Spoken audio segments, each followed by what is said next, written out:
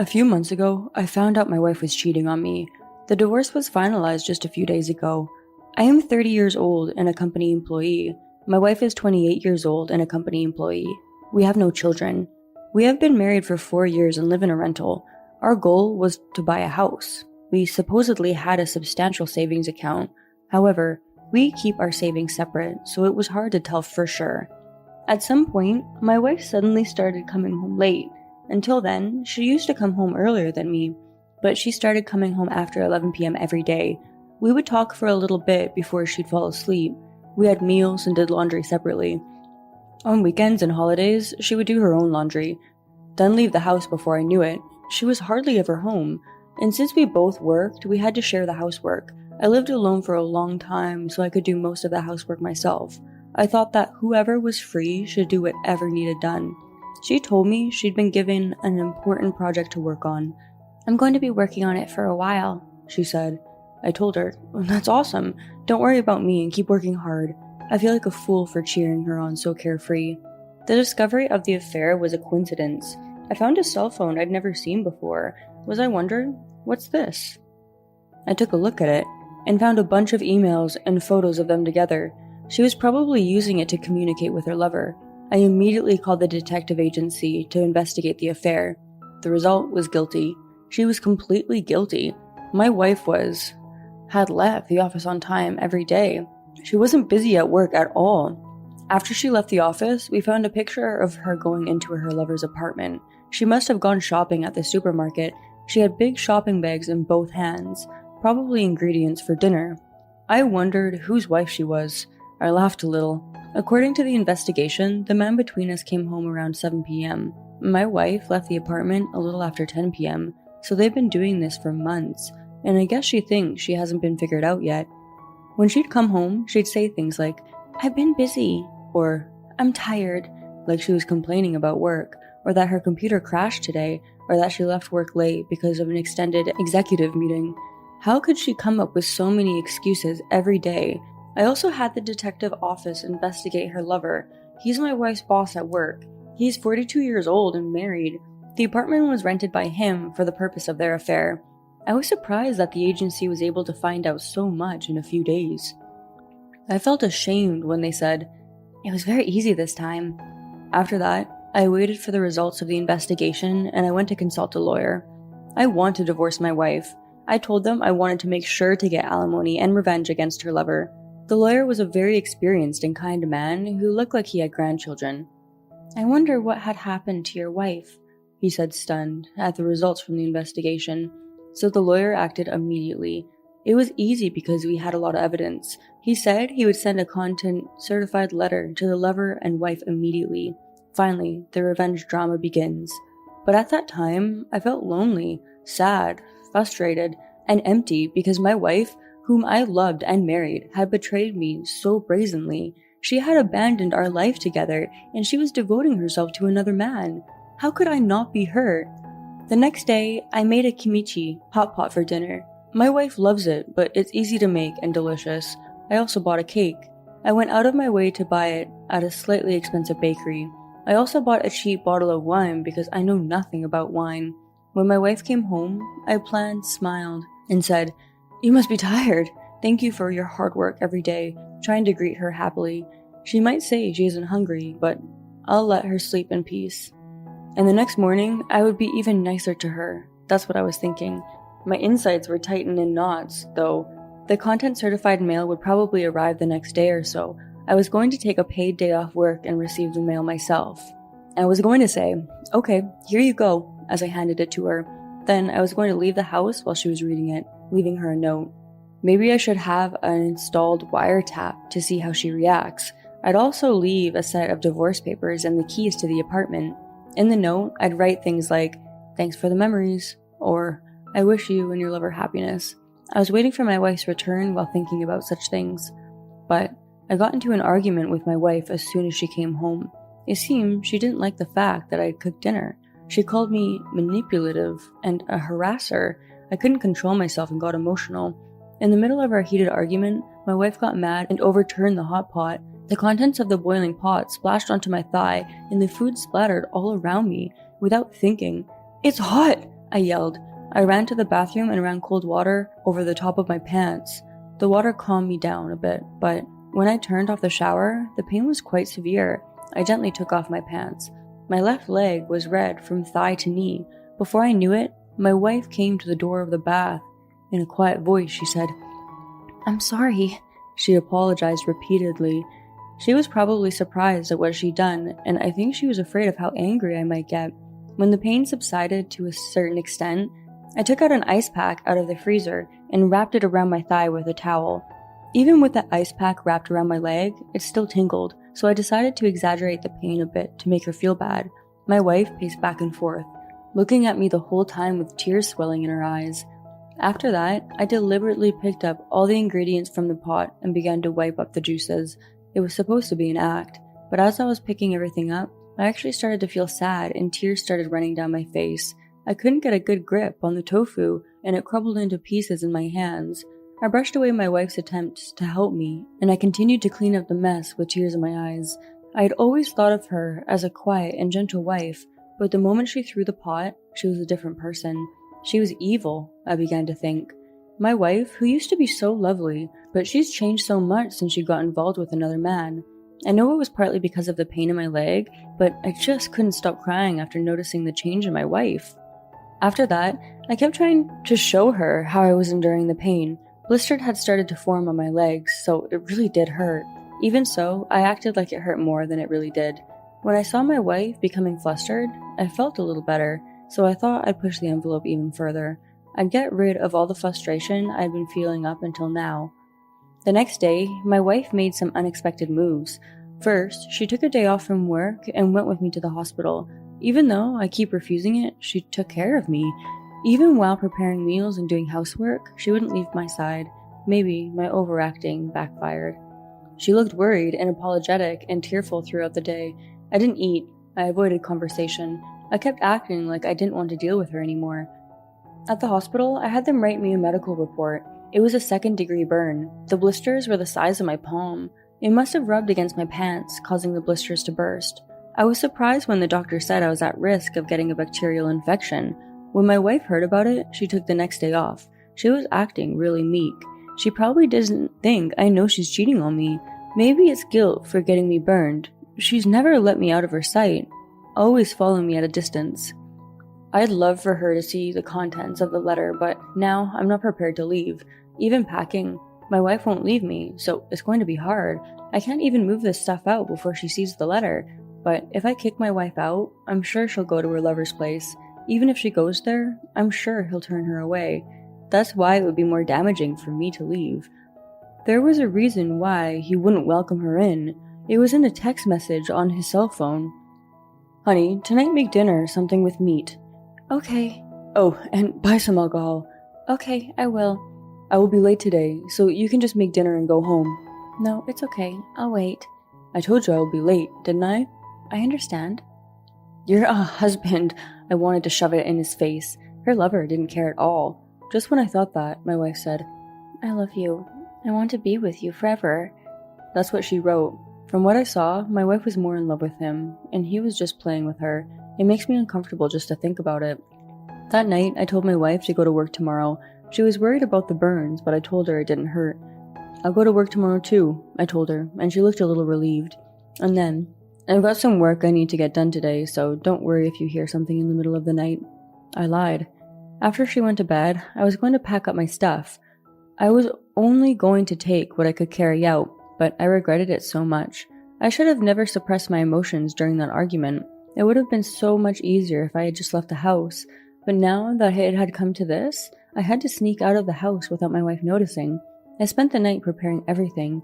I packed all the necessities into a cardboard box and sent it to my company by post from a nearby convenience store. Then I signed and sealed the divorce papers. On a note, I wrote instructing her to change her name back to her maiden name after the divorce. I also prepared a stamp envelope to send to the attorney's address. Then I wrote a letter. The contents of the letter were, since the day I became suspicious of my wife, until yesterday, I wrote everything that happened in a diary style. This must have been a shock to her. I confessed his hurt I had been holding simply. I wrote about the process of despair. I never made my wife a bad person. I insisted again and again that I was the one who had driven my wife into a corner.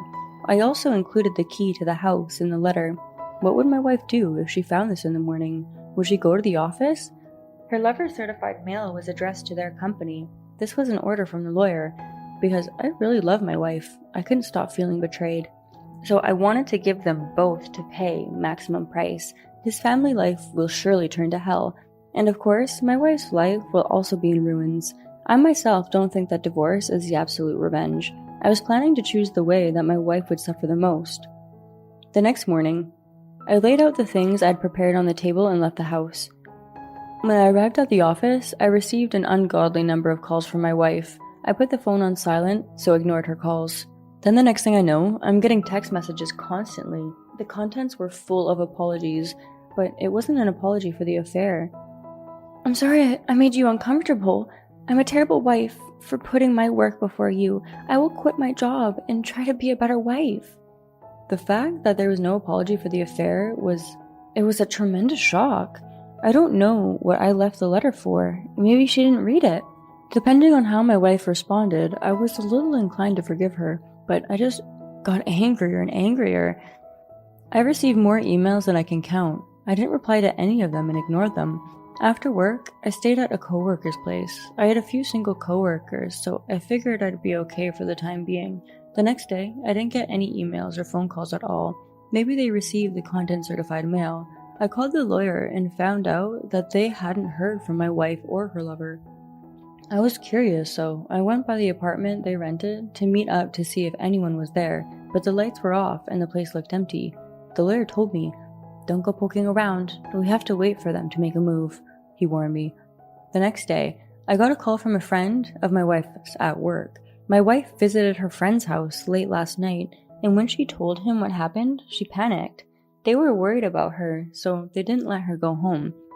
She's apparently staying at her friend's place now. It seems she has calmed down some, but he can't just leave her alone, so he wants me to come over. My lawyer told me not to do anything, but I didn't want to cause trouble for others. I went to pick up my wife that night and brought her home. She was still in a state of panic. Her facial expressions, words, and actions were like a different person. Suddenly, she was crying and screaming. I thought she had a mental breakdown. When I left, she wasn't like this at all. I thought maybe she was told something by her lover. That must have been quite a response. And my letter wasn't even read thoroughly. I guess I was surprised to see only the divorce papers, or was it because of a call from her lover? Either way, the reason for her panic, I was sure had nothing to do with the affair. I stayed at home after that, but I don't know if she read my letter or not, but she became too frightened to look me in the eye. I never said a word to her. I didn't even touch the food she made. We slept in separate rooms at night. I'm planning to stay with her until she calms down a little, but she had completely disappeared from my heart.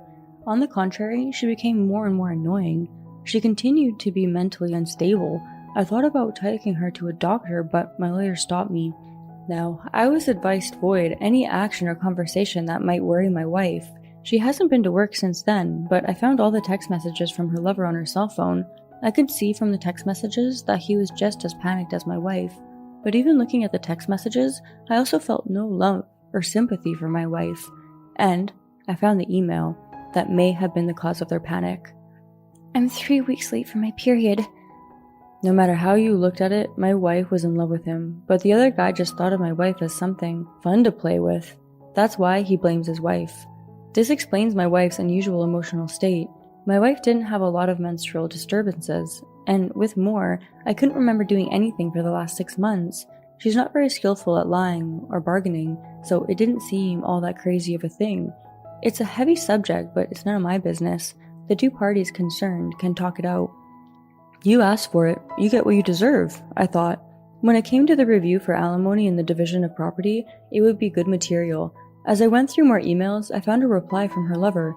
All I got was a bunch of selfish arguments. "We're both consenting adults in this relationship. Even if you got pregnant, I'm not responsible.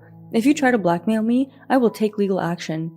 When I said we'd be together someday, I meant we wanted to live together, not that we would get married. If you really want to have a child, you can have it as your husband's child. I won't recognize it, and I won't be involved in it. Since it was your mistake, you should talk to your husband and settle the situation." This made my wife feel like she had nowhere to run. She ran away to her friend's house.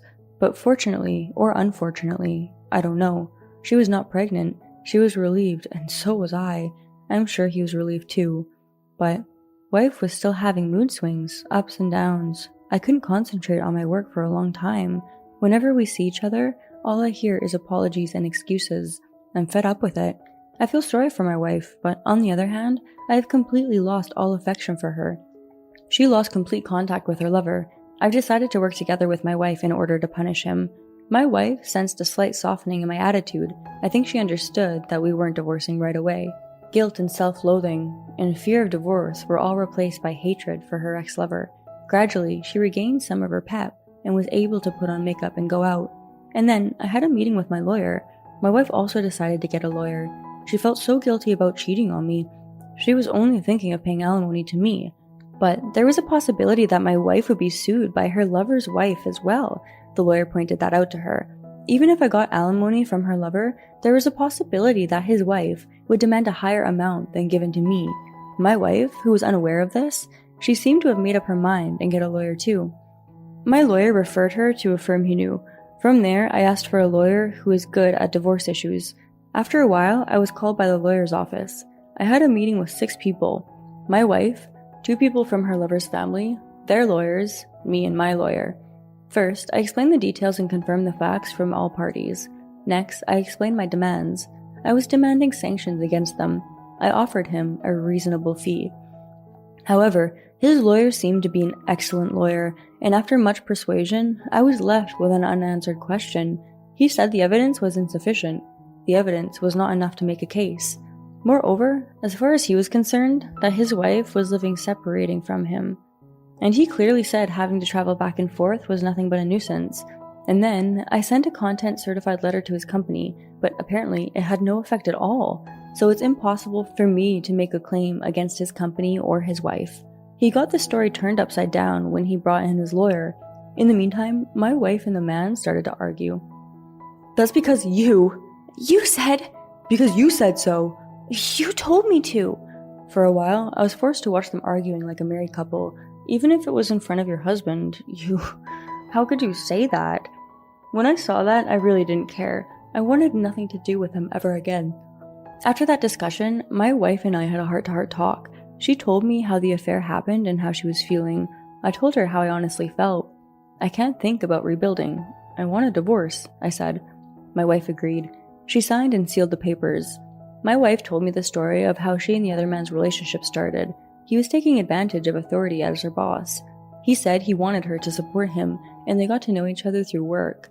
From my wife's point of view, she must have been made to feel like a trusted subordinate. Thanks to you, the deal was a success, he said. Let's have drinks to celebrate, she'd say, and invite him over for drinks. Eventually, she confessed over and over again that she loved him. Before I knew it, they were sleeping together. At first, she thought they had to stop this kind of relationship, but he kept telling her that he wanted to be with her someday. Gradually, she became more and more serious about it. But when I opened the lid on the matter, I realized that I was just played for a fool. With anger towards her lover and guilt towards me, I heard that she blames herself for the affair more and more. The burns are healed now. I can see a distinct difference in color between the normal skin and the burn area. These scars will probably stay with me forever. Every time I look at it, I feel frustrated and angry. I wonder if I'll always feel like this.